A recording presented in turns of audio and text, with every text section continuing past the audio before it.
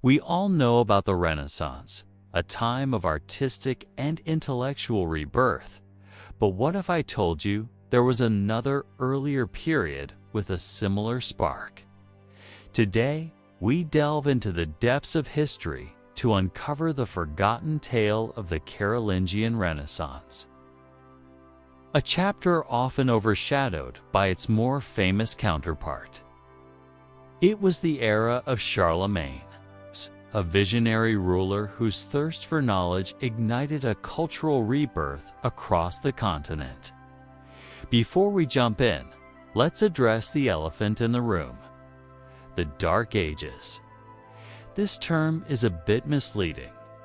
It paints a picture of Europe as a stagnant intellectual wasteland, torn by rivalries, tribal conflicts, and linguistic diversity. Sure, the Roman Empire's collapse led to a decline in literacy and centralized power. But there were pockets of learning kept alive, waiting for the right spark.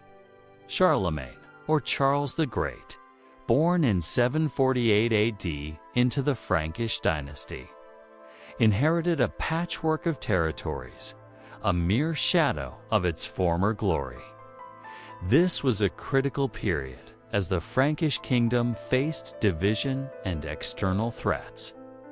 Could he forge a unified empire from these scattered lands? Charlemagne embarked on numerous military campaigns to expand and consolidate his empire, often using force to impose Christianization and Frankish rule over conquered territories. This approach led to resistance and conflict, as seen in the prolonged and bloody wars against the Saxons. Charlemagne's territory stretched from the Atlantic coast in the west to roughly the Elbe River in the east, and from southern Italy north to modern-day Denmark, which spanned present-day France, Belgium, Holland, Germany, Austria, and Italy. That brought to our king a big question: how to rule over a diverse empire with a multitude of different peoples, languages and customs comprising Germanic tribes, as well as territories with Latin and Greek cultural roots, all under one crown. Charlemagne wasn't content with mere revival. He also dreamed of something greater: to revive the Roman Empire in the West. But a vast empire needs a common thread. His answer: education. A shared culture that facilitates communication, cooperation, and loyalty among diverse inhabitants would help a lot in maintaining order and stability. As John F. Kennedy once said, in a time of turbulence and change, knowledge is power. Charlemagne understood this 1,000 years earlier. Charlemagne was not merely a warrior and ruler. He possessed an insatiable curiosity for knowledge. Enter the Admonitio Generalis, Charlemagne's game-changing document, issued in 789. This wasn't just a policy paper, it was a strategic move. It addressed governance, education, and religious life within the Frankish kingdom. One notable feature of the Admonitio Generalis was its strong emphasis on the establishment of schools and the promotion of learning. The document aimed to ensure morale and spiritual well-being by reforming the church and educating both clergy and lay people. By requiring monasteries and cathedrals to establish schools, Charlemagne made the Bible and other religious texts more accessible, thus contributing to the spread of Christianity. Let's break our outstanding ruler's vision bit by bit. With the fragmentation of culture and the overlooked education, there weren't many educated folks around to serve in his court or the church. Imagine church officials stumbling over basic Latin Nikes. Charlemagne understood that knowledge was power, and by training the minds of those who transmitted knowledge, the clergy, Charlemagne aimed to create a powerful intellectual force that would propagate consistent thinking throughout his realm. Therefore, maintaining order and creating the civitas Dei, the city of God, required brains and brawn. Thinking of doing so, in the heart of his vast Carolingian Empire, Charlemagne reformed the palace school at Aachen. The palace school is a part of the Palace of Aachen, the White House of the Carolingian Empire, with residential, political, and religious purposes. Chosen by Charlemagne, the palace was located north of the current city of Aachen, Germany.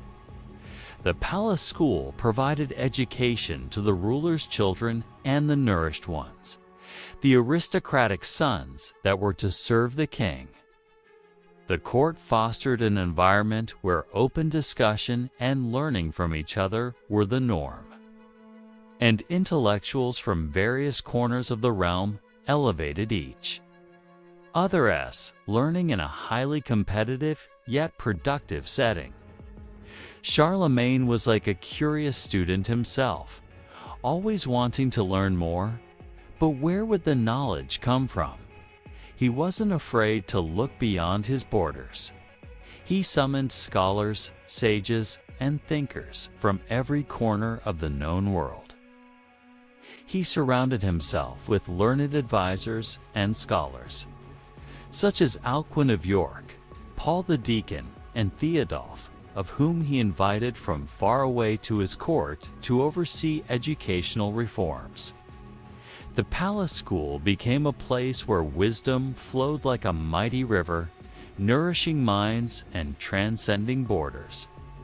With pen and paper, the scholars and Charlemagne himself embarked on a quest more daring than any knight's charge. They exchanged ideas, debated, and wrestled with language itself, driven by an insatiable thirst for knowledge and an unwavering desire to ascend the heights of scholarship and wisdom. They cast their net wide. Their inquiries spanned continents, reaching the secluded cloisters of Byzantium, the storied libraries of Baghdad, and the venerable monasteries of Ireland. Each repository held secrets, ancient texts, and the accumulated wisdom of civilizations. But they did not merely read.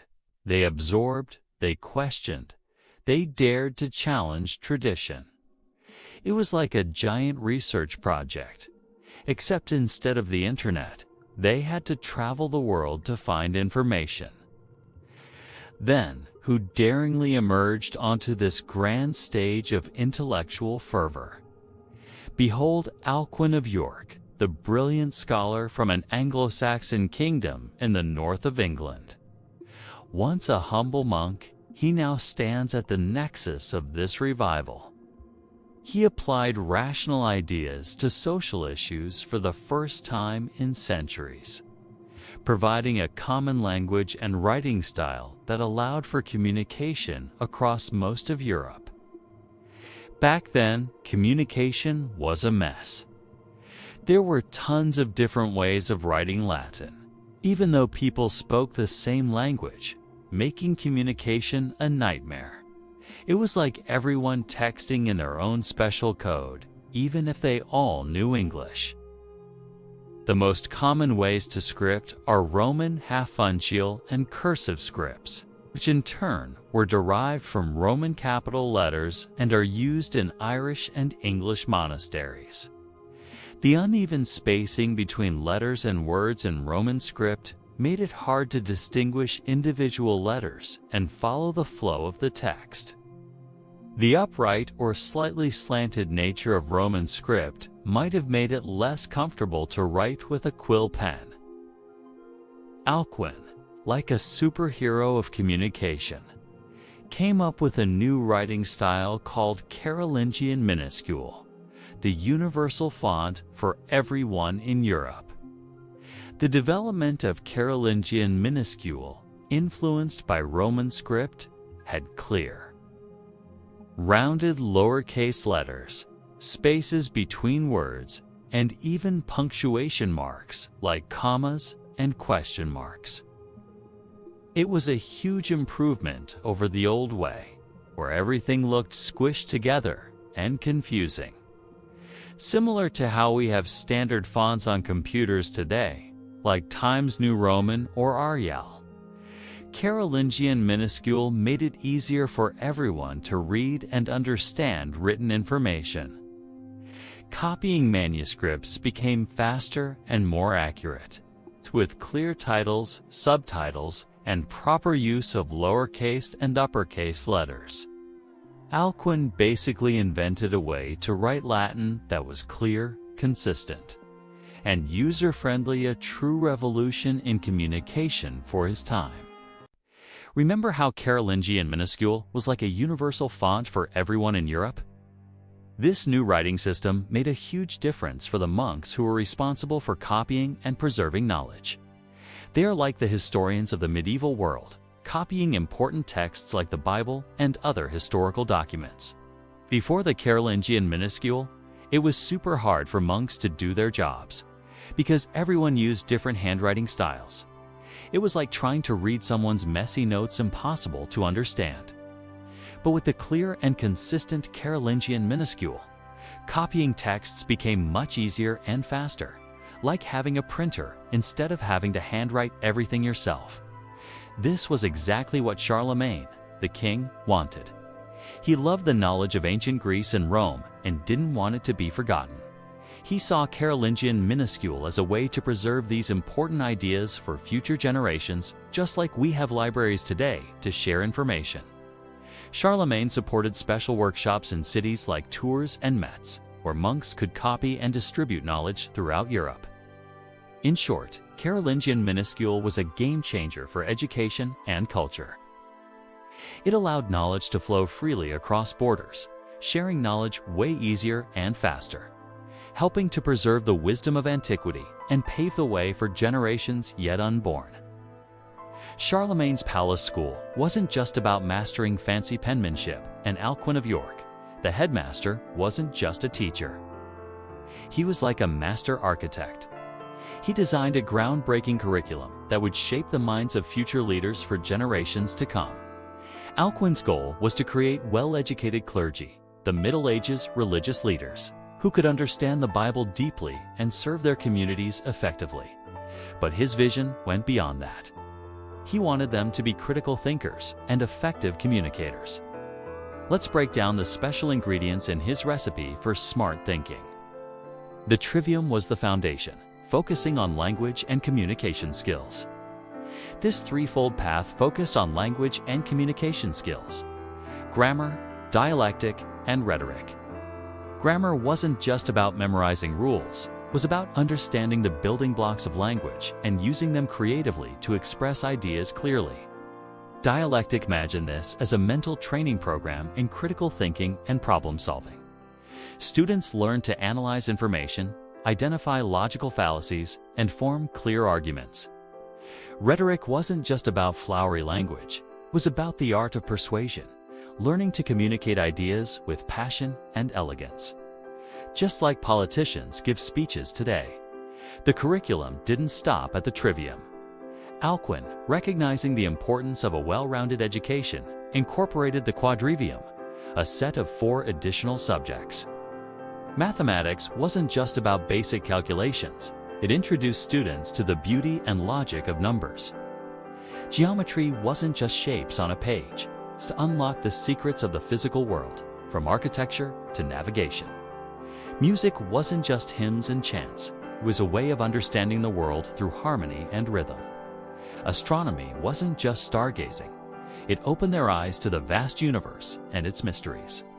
Think of these subjects as elective courses in a modern school, broadening students' understanding of the world and themselves.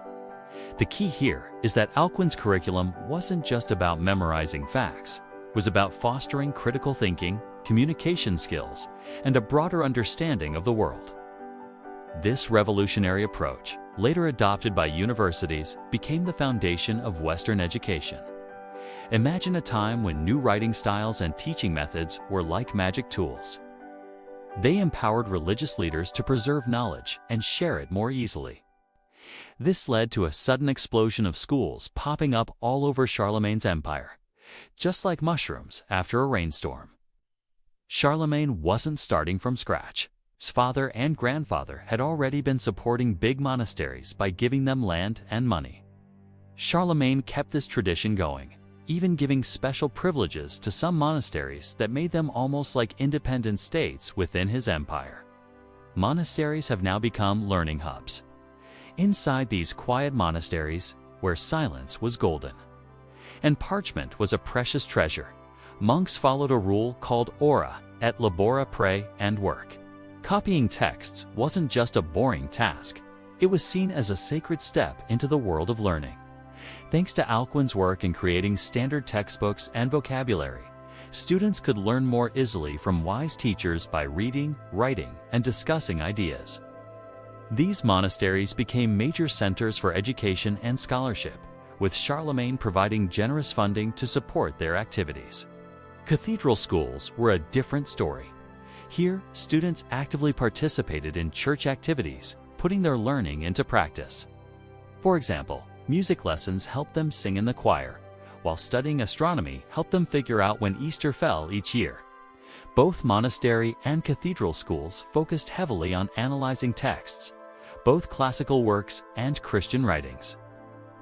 Students looked for moral lessons and practical advice that could help them live better lives.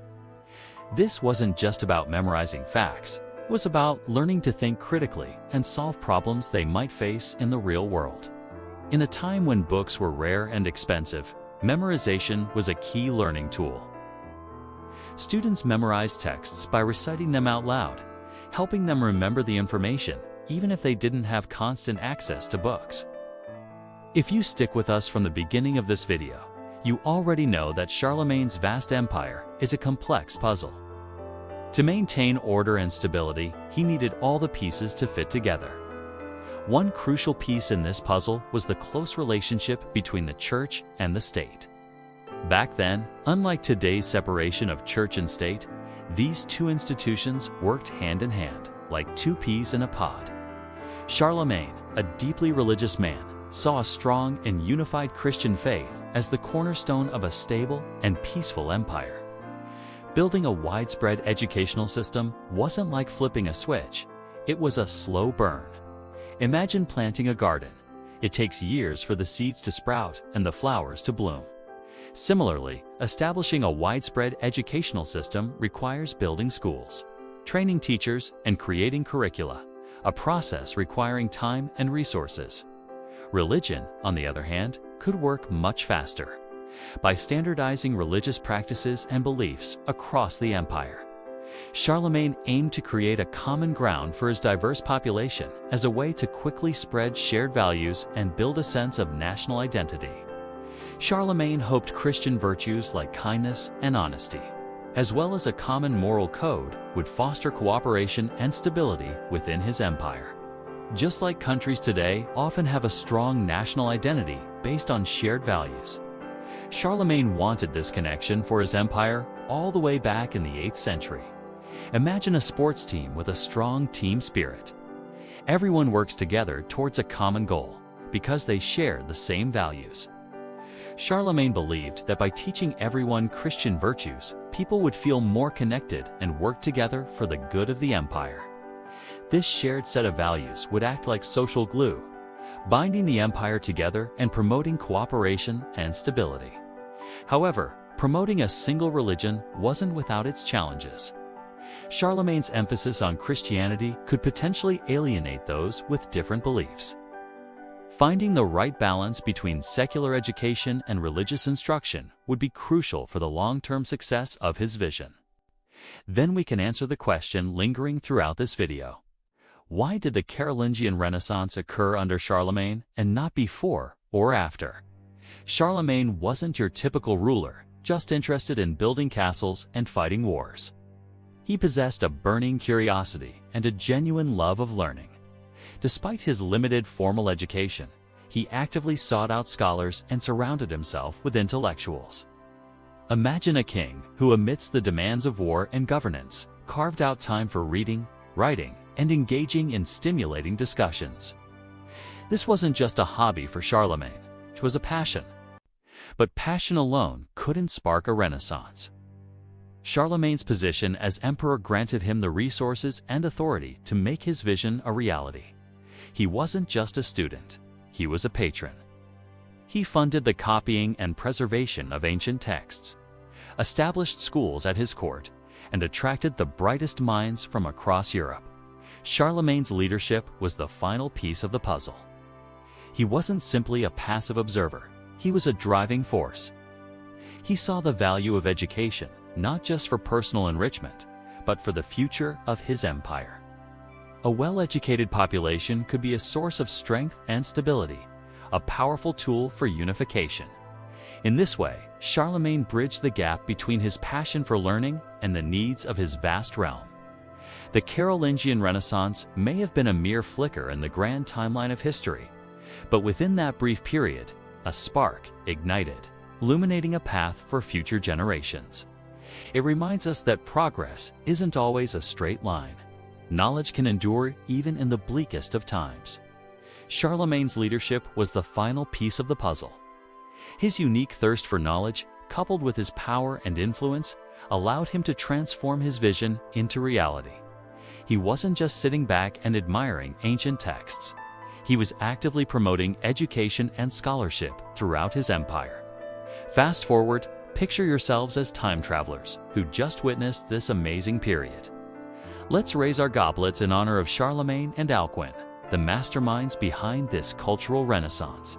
Without their unwavering vision and dedication, Europe's intellectual landscape might be a lot foggier and shrouded in darkness. History isn't just about memorizing dates, it's about the ideas and knowledge we pass on to future generations, like a burning torch held high by these two figures. The Carolingian Renaissance was a bold leap into the future. Charlemagne's vision extended beyond the confines of his kingdom, laying the foundations that would reverberate across Europe for centuries to come. He earned the title Father of Europe because of his efforts to unify the continent. Even rulers who came after him, like those of the Ottonian dynasty, built upon the administrative foundation he laid. Leaders throughout history, from Napoleon to Hitler, though for vastly different reasons, have felt the pull of his vision for a united Europe. Charlemagne's love of classical models wasn't confined to education. Roman architecture fueled the revival of early Christian basilica design.